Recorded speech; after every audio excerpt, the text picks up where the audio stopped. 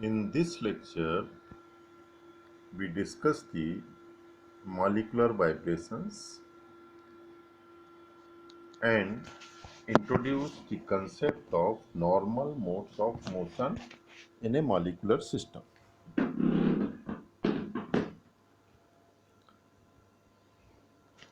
When the atoms form a molecules, all atoms in a molecular system, be it in the liquid phase, in the condensed phase, in the gaseous phase, are in constant motion. Now, this understanding this motion is very important in order to understand the structure of molecular system, intermolecular interaction, as well as to understand the phases in which the molecular system exists.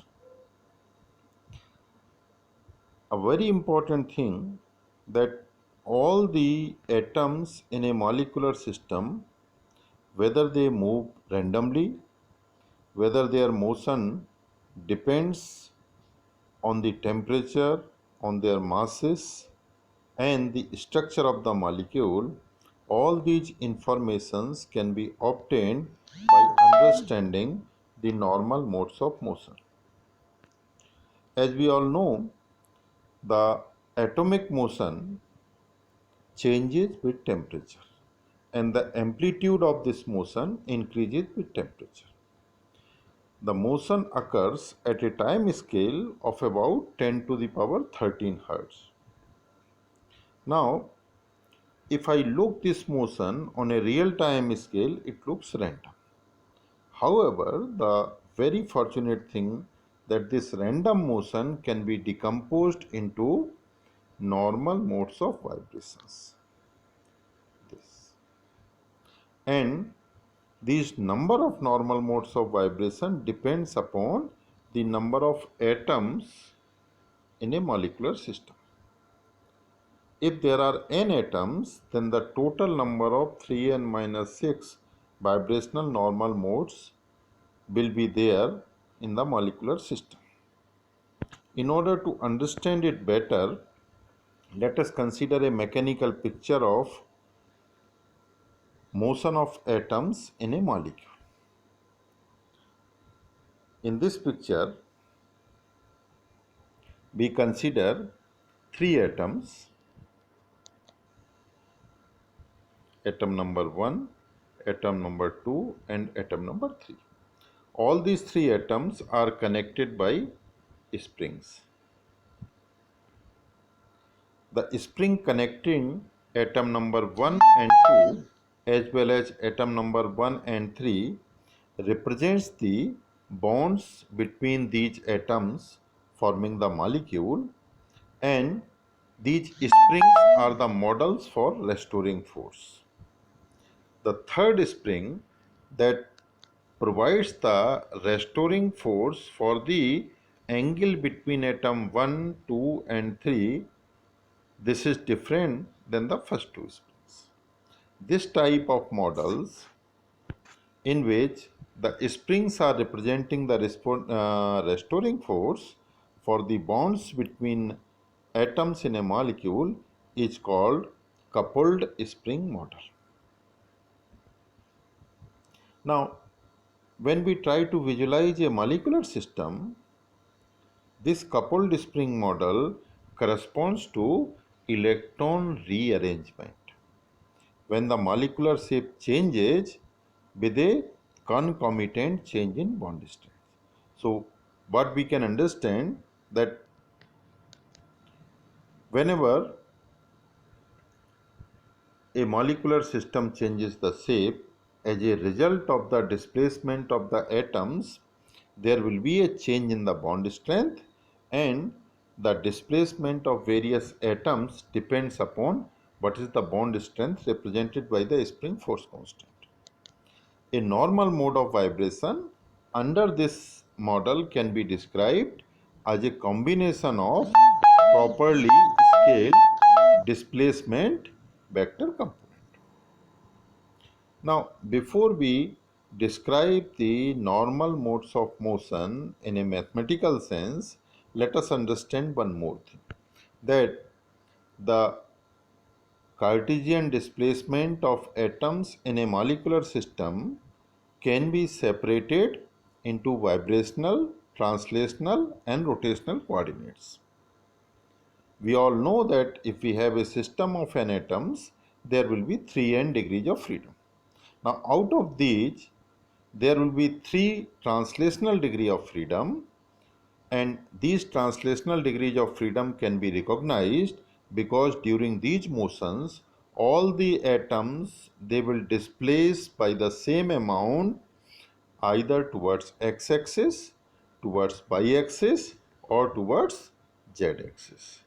So the motion of the atoms towards x, y, z axis in which the whole molecules moves are known as translational degrees of freedom. There will be another set of Cartesian displacements in which the atoms will displace from their original position or from equilibrium position in such a manner that the molecule rotates along a axis, and there will be 3 such rotations, so there will be 3 rotational degrees of freedom. Out of 3n degrees of freedom that exist for a n atomic system, if these 6 degrees of freedoms are subtracted, we have total 3n minus 6 vibrational degrees of freedom. That's perfect. Now let us try to understand in a classical picture how we represent these vibrational modes of motions. In a classical model of molecule, if we consider the spring coupled spring model, then we can represent the atoms by the point masses held in their equilibrium position by the connecting springs, and the Lagrange equation of motion can be written as given in equation 1. d by dt of dt by dx dot plus dv by dx dot dv by dx is equal to 0. That means this is the Newton's equation of motion written in the kinetic and potential energy rather than in terms of the displacement and acceleration as we do usually. And this Newton's equation of motion for a displacement xi in I direction is represented when a force Fi is operated over a atom Mi. Equation 2 represents the normal Newton's equation of motion. However, this equation can be considered as equivalent to equation 1 by the simple consideration.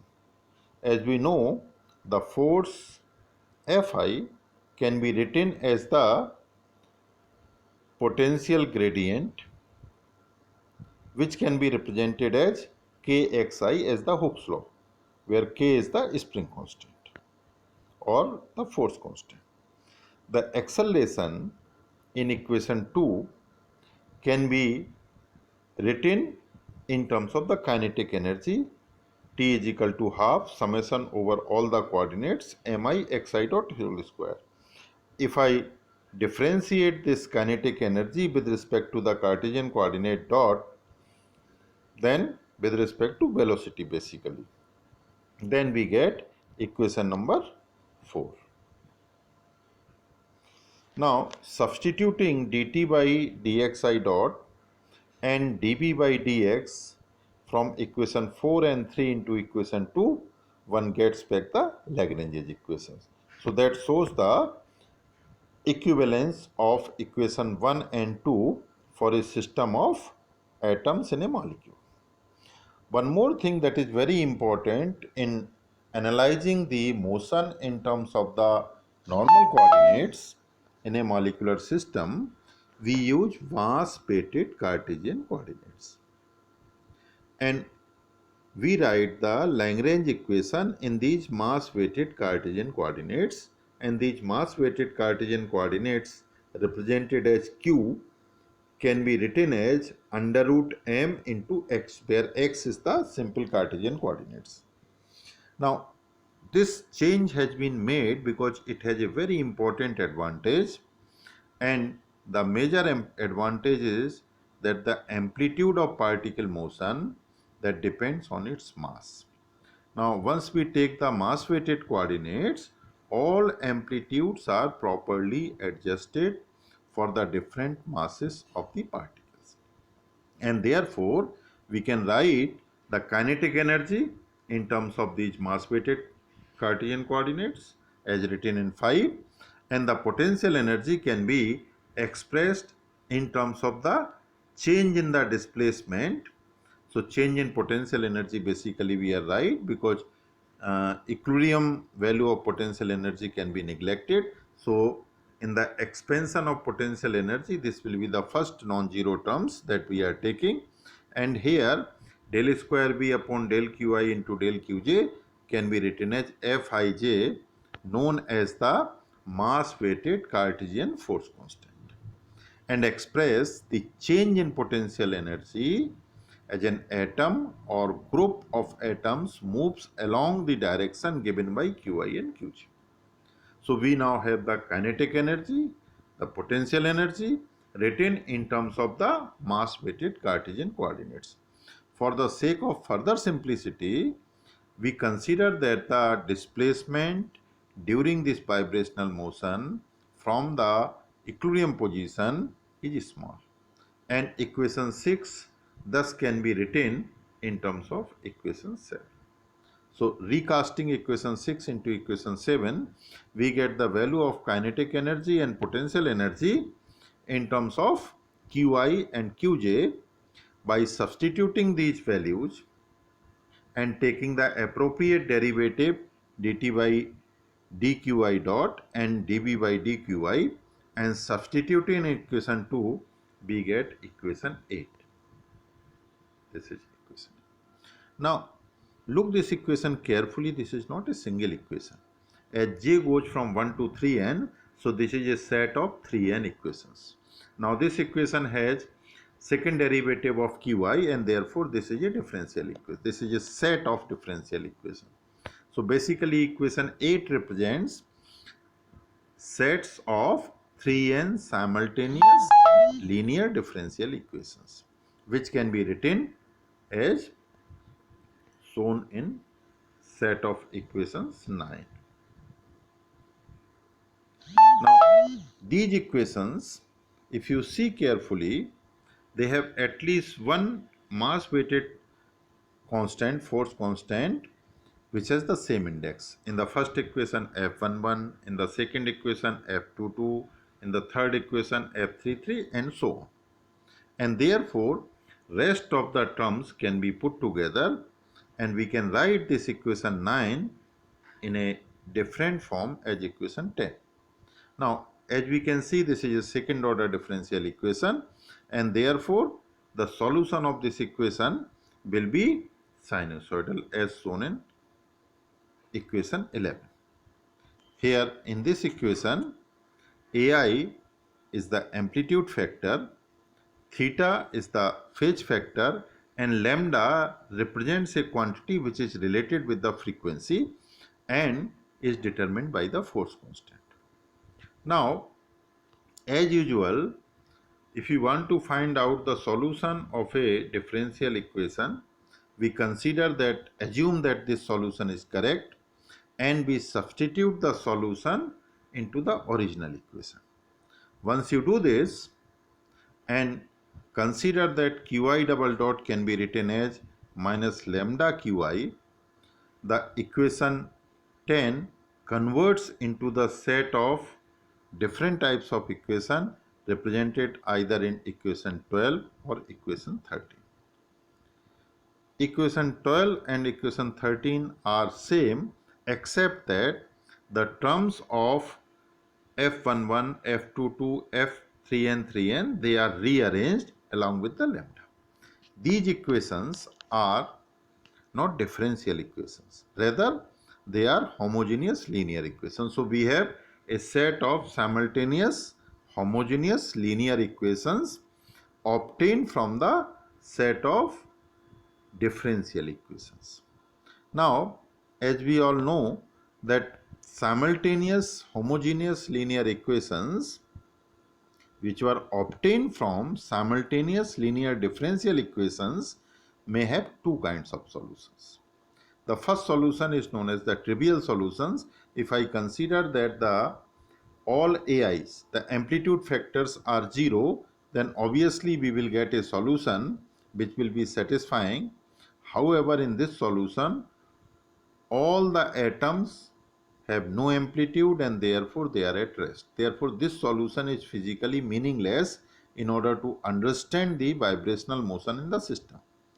The second solution, or the non-trivial solution of this equation 13, can be obtained if the determinant of the coefficient of A is 0 in order to have the left hand side of this equation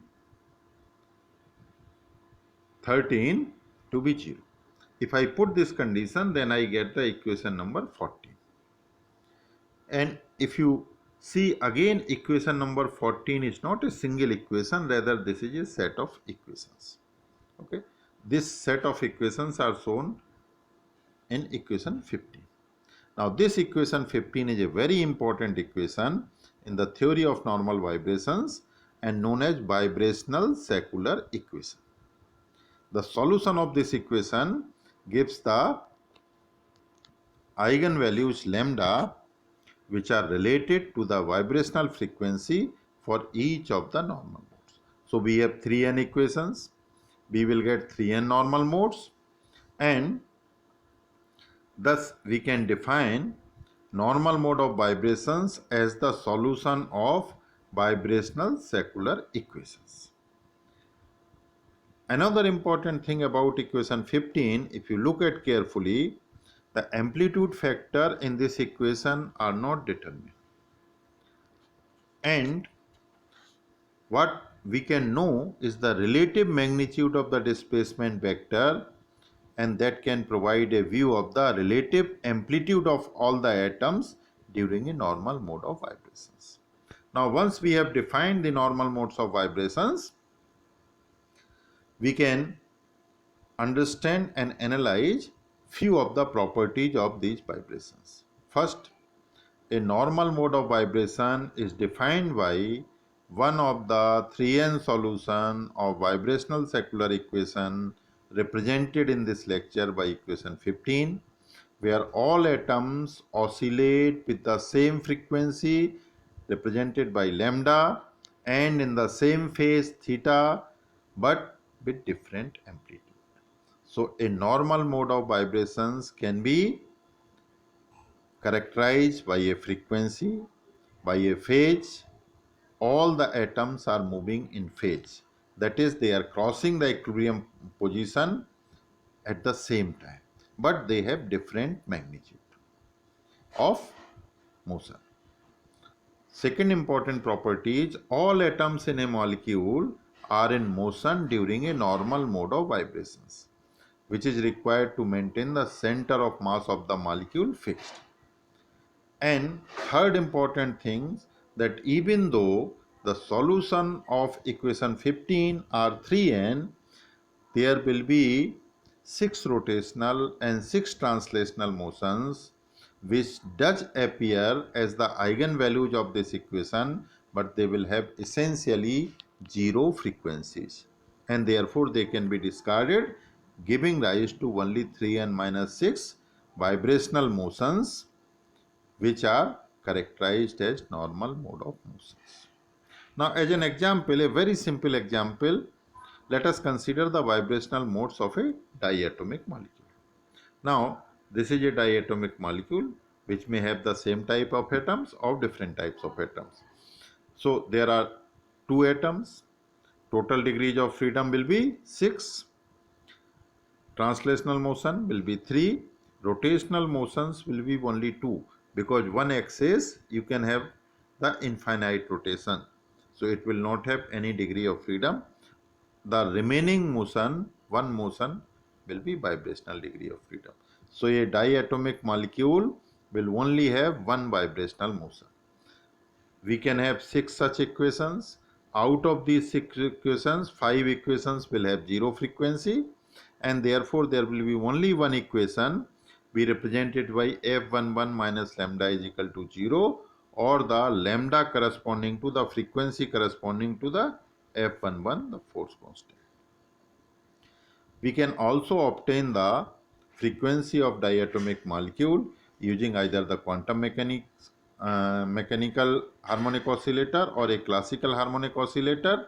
And in the next lecture, we will show that this vibrational normal mode analysis using the simple classical Newtonian motion gives you the similar picture as is given by the quantum mechanical motion.